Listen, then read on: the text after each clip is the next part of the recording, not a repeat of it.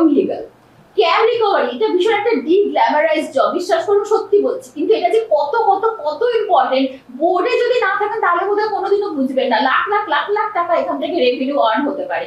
নারায়ণ দাকে আমি জানি এই ব্লাস্ট বোর্ডে উনি ছিলেন ইনফ্রাস্ট্রাকচারে, ঠিক আছে, এবং ক্যাম রিকভারির পোর্টফোলিও ছিল, সেখানে আরেকজন বোর্ড ম্যানেজার ছিলেন। নারায়ণ দা নিজে থেকে স্বতঃস্ফূর্ত ভাবে টাওয়ার 3 থেকে 18 লাখ টাকা ক্যাম রিকভারি করে দিয়েছেন। যারা শুনছেন তারা একটা জোরে হাততালি নিশ্চয়ই দেবেন নারায়ণদার জন্য।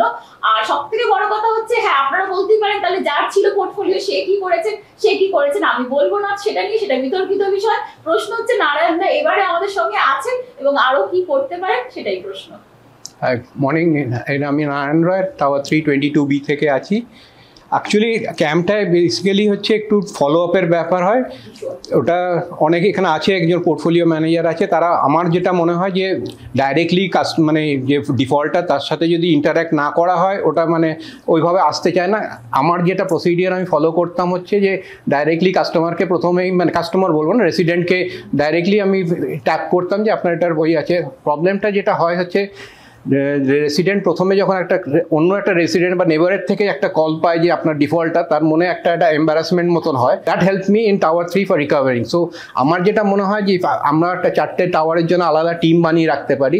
যে ধরুন টাওয়ার 1-এ আমি অরুণা গুপ্ত, টাওয়ার 2-তে অর্ঘ আছে, টাওয়ার 3-তে আমি থাকলাম, টাওয়ার 4-এ আর অনুরাগ ত্রিপাঠী আছে। আমরা 4 জনে মিলে যদি ফলো আপটা এভাবে করতে পারি, I think we can also recover. Yes, they has been big recoveries from other tower, but এটা অতটাও সেভাবে স্বতঃস্ফূর্তভাবে হয়নি যেটা আমরা করতে পেরেছি। আমরা যখন টেক ওভার করেছিলাম তখন 16 জন ছিল, এখন today there is only 1 defaulter in tower 3।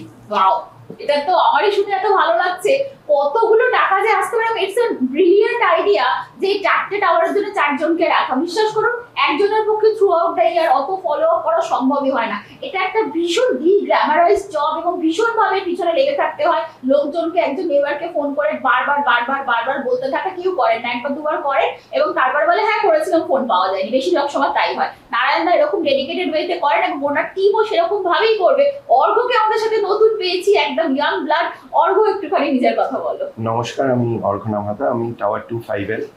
আমি লাস্ট 5 মাস হলো সাউথ সিটিতে মুভিং করেছি, তার আগে বাইরে থাকতাম। প্রথম জিনিস যেটা আমি সাউথ সিটিতে ঢুকে দেখেছিলাম, বোর্ডে ক্যাম ডিউস লেখা থাকে।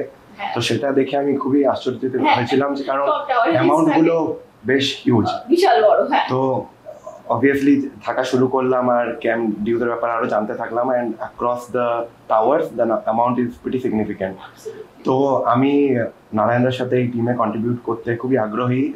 নারায়ণদা যেটা করেছে টাওয়ার 3-র জন্য, দ্যাটস কমেন্ডেবল। তো সেটাকে কিভাবে আরো প্রসেসটাকে বেটার করা যায়, কিভাবে আরো ডিলিজেন্টলি জিনিসটাকে ট্র্যাক করা যায়, যাতে আমরা ক্যাম রিকভারিটাকে ওভার দ্য 4 টাওয়ার্স 5 টাওয়ার্স আমরা আরো ভালো করে করতে পারি, আর সেটাতে বোর্ডকে কিভাবে আরো এক্সট্রা কন্ট্রিবিউট করতে পারি, যাতে আরো আদার জিনিসে আমরা ওইটা ইউজ করে। অ্যাবসলিউটলি, মানে ক্যাম রিকভারির জন্য জানেন অনেক লস মেকআপ হয়ে যায়। যখন অ্যাকাউন্টস আসবে আপনারা দেখবেন যে জাস্ট ক্যাম রিকভারি, এটা যে কত ইম্পর্টেন্ট ব্যাপার এবং এর জন্য যে কি সাংঘাতিক ফলো আপ লাগে আপনারা চিন্তাও করতে পারবেন না। নারায়ণদা অসাধারণ কাজ করেছে এবং ওর দিকে একটা টিম করেছেন টাওয়ার ওয়াইজ। আমি বলবো এই পুরো টিমটা যারা একসাথে আসে আমাদের নিজেদের স্বার্থে, আমাদের কিন্তু তাহলে অনেক অনেক অনেক লাভ হবে। ধন্যবাদ।